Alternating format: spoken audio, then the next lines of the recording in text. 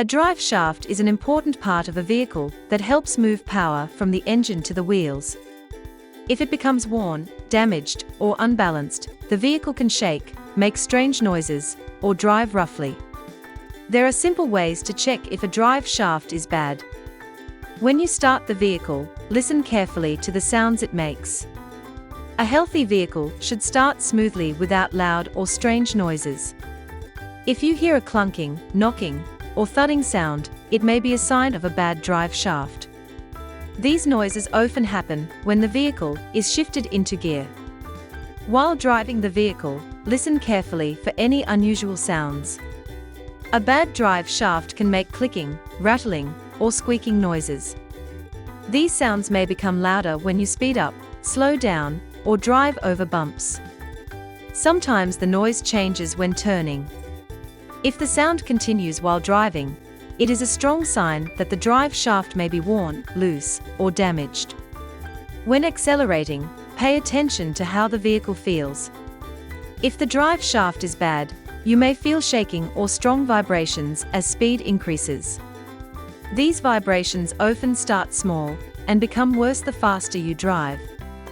A smooth vehicle should accelerate without shaking, so vibrations during acceleration can be a clear sign of damage.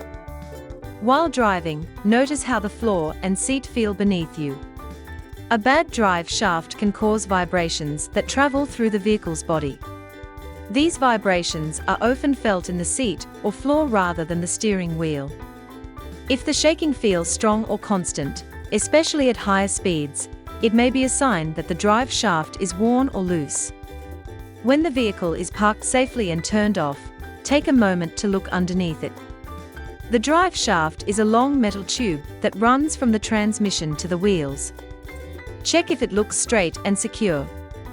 If you notice dents, bends, heavy rust, or hanging parts, these are clear warning signs that the drive shaft may be damaged and need inspection.